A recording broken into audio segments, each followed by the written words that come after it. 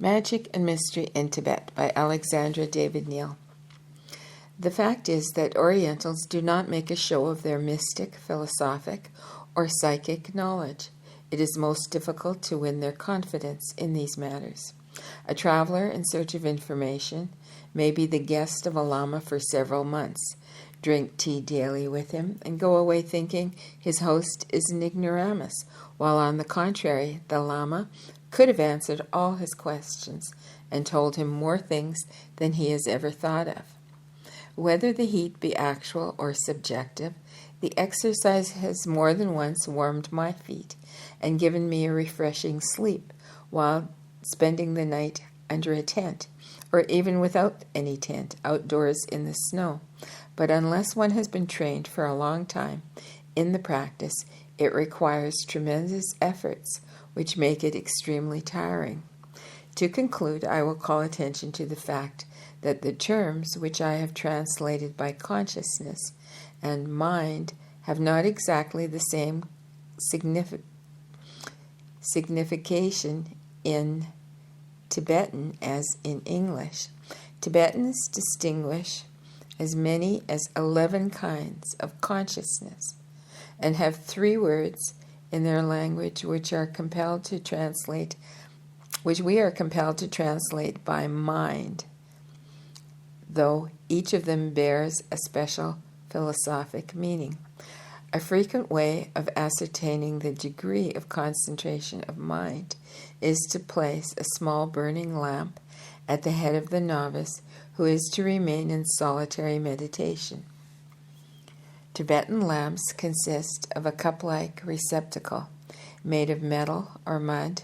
The base of the lamp enlarges at the bottom, which is shaped like a second cup, turned upside down. These lamps are filled with melted butter. A wick is thrust into a small cavity bored for that purpose at the bottom of the cup. When the butter cools, it forms a cake, and the lamp is ready to be lighted. This apparatus easily rests on the crown of the head as long as one preserves absolute immobility, but it falls off at the slightest movement. Now, as perfect concentration produces complete immobility, any failure is proved by the fall of the lamp. It is said that a lama who had once placed a lamp on his head, on the head of a pupil, found him the next day still seated in meditation, but with the lamp beside him on the ground, without any butter in it, answering his master's questions. The novice, who had not yet understood the aim of the exercise, replied, "The lamp did not fall down. I myself took it away when the butter was exhausted and it went out." "How could you know that the lamp went out, or even that you had a lamp on your head, if you had reached true concentration of mind?" retorted the teacher. "Sometimes a small bowl filled with water is used instead of a lamp. Certain masters also command their disciples, either before the time of their meditation or immediately after it, to carry from one spot to another a bowl with water up to the brim. This exercise aims at testing the degree of tranquility of the mind. The slightest agitation of the mind, whatever may be its cause, joy, sadness, memory, desire, etc., is likely to produce a movement of the body. Now, the least quivering of the fingers is sufficient to shake the bowl, and the quantity of water poured out, as well as the number of times the accident happens, discloses more or less violent movement of the mind. Such at least is the theory on which the exercise is based. This theory and the exercises which have been devised from it are known all over the East. Indians tell pretty stories about them. Here is one. A rishi had a disciple whom he believed already far advanced in spiritual development. Wishing that he might receive supplementary teaching from Janaka, a kingly sage of great repute, he sent the young man to him. At first, Janaka left the newcomer for several days outside his palace gate, without allowing him even to enter the courtyard. Nevertheless, the well-trained disciple, though he was of noble descent, did not show the least sign of being grieved, offended, or displeased by this humiliating treatment. When he was finally admitted to the presence of the king, he was given at the door of the throne a bowl filled with water up to the brim, and ordered to walk with it in his hand all around the hall. Janaka, though his mind was utterly indifferent to all worldly things, was surrounded by true Oriental splendor. Gold and precious stones glittered on the walls of the great hall, the courtiers wearing costly jewels surrounding their sovereign, and the palace danced in girls as beautiful as goddesses and scantily clad, smiled at the young stranger as he passed before them. Nevertheless, the disciple went through the prescribed ordeal without spilling a drop of water. Nothing offered to his eyes had been capable of producing the slightest movement in his mind. Janaka sent him back to his guru, saying that he did not need any lessons.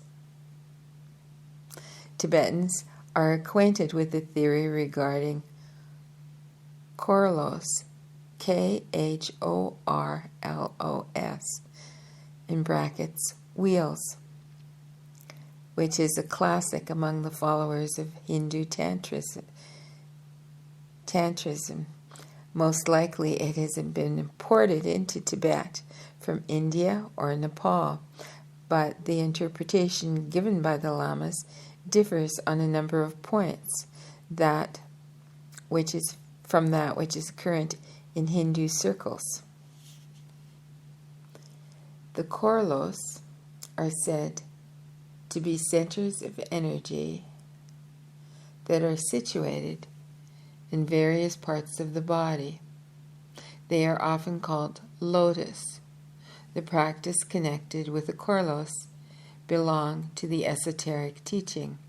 The general aim of the training in which the chronicles play a part is to direct a stream of energy to the highest lotus, the Dabtong lotus with 1,000 petals, which is situated at the top of the head.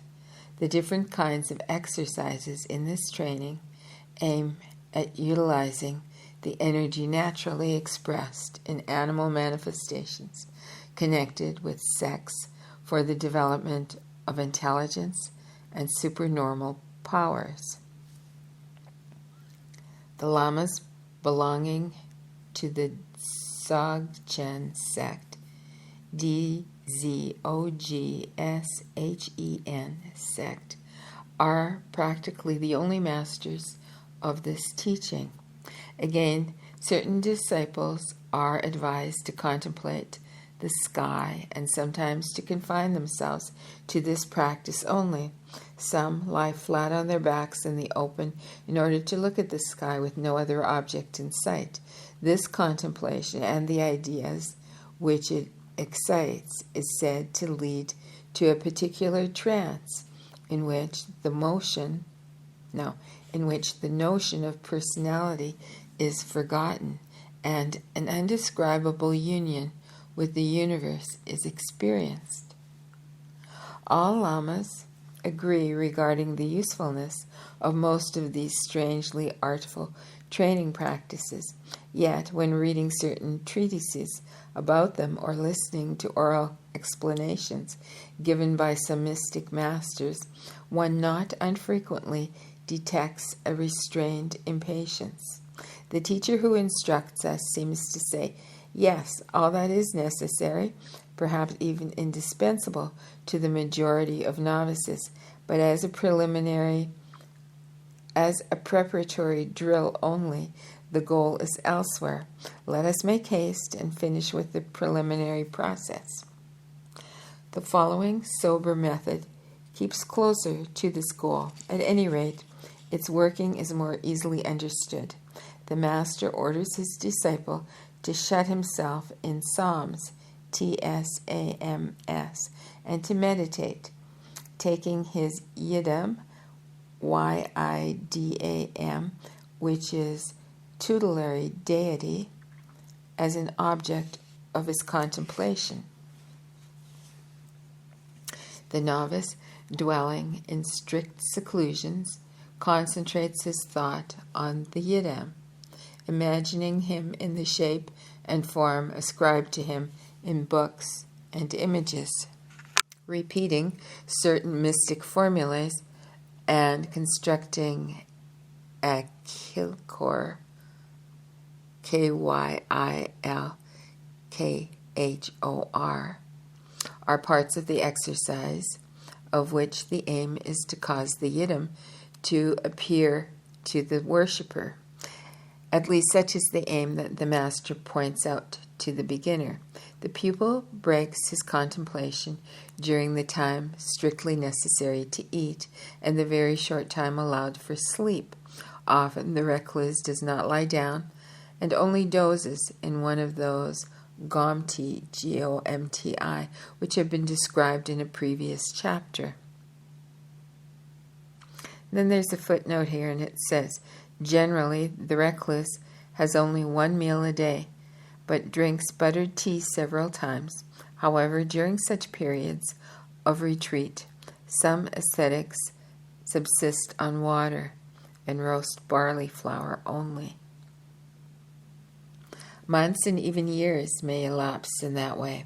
Occasionally, the master inquires about the progress of his student.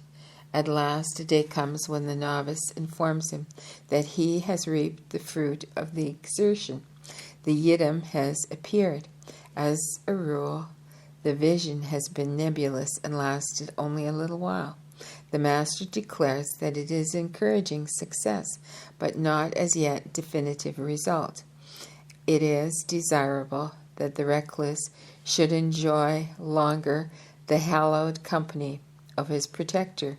The apprentice, Naljorpa, cannot but agree and continues his effort. A long time again elapses. Then the yidam is fixed in quotes, if I may use that term. He dwells in the samskang, and the recluse sees him as always present in the middle of the kilkor, K-Y-I-L-K-H-O-R.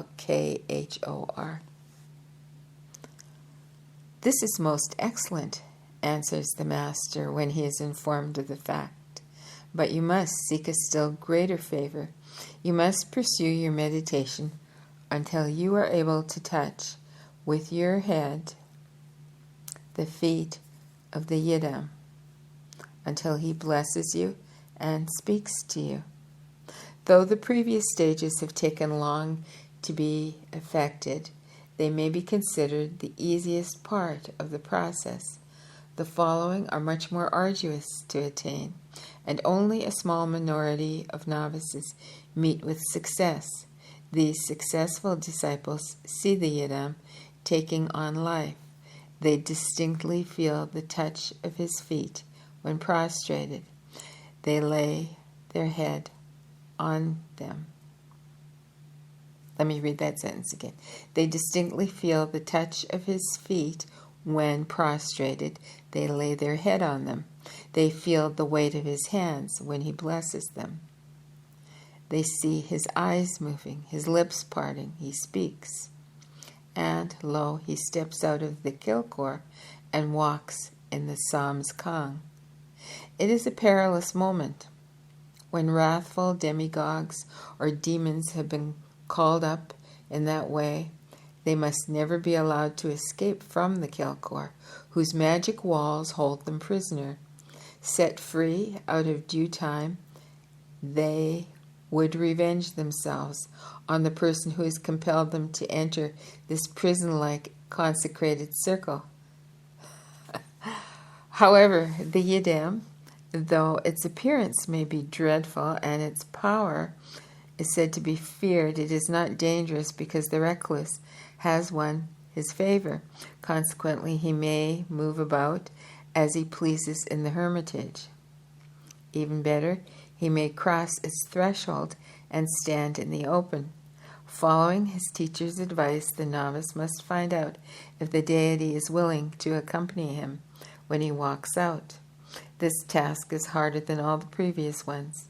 Visible and tangible in the obscure hermitage, fragrant with incense, where the psychic influences born from prolonged concentration of thought are working, will the yidam's form be able to subsist in quite different surroundings under the bright sunlight, exposed to influences which, instead of supporting it, will act as dissolving agents?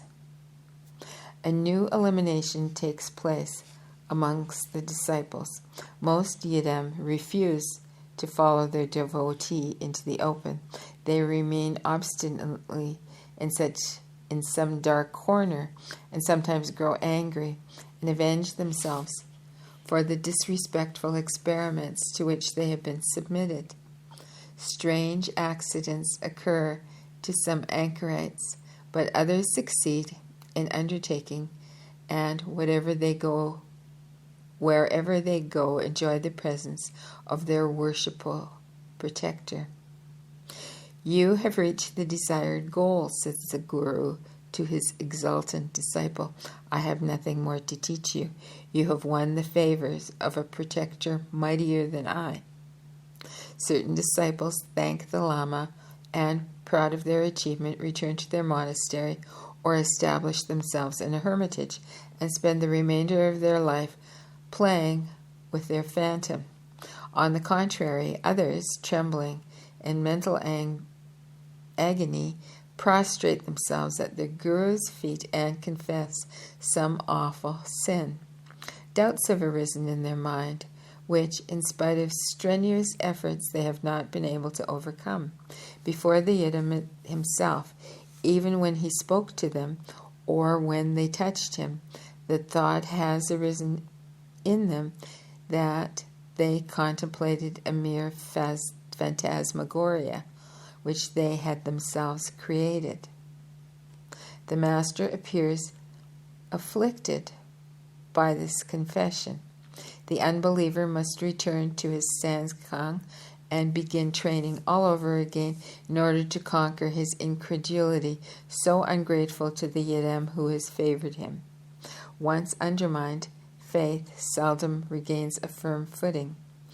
If the great respect which Orientals feel for their religious teacher did not restrain them, these incredulous disciples will probably yield to the temptation of giving up the religious life, their long training having ended in materialism. But nearly all of them hold on to it, for if they doubt the reality of their yidam, they never doubt their master's wisdom. After a time, the disciple repeats the same confession. It is even more positive than the first one. There is no longer any question of doubt. He is thoroughly convinced that the yidam is produced by his mind and has no other existence than that which he has lent him. And then there's a quote, and it says, "That is exactly what is necessary for you to realize," the master tells him. Gods, demons, the whole universe are but a mirage which exists in the mind, springs from it, and sinks into it.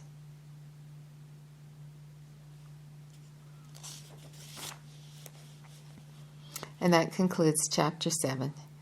Chapter 8 is the last chapter in this book, and it's entitled Psychic Phenomena in Tibet, How Tibetans Explain Them.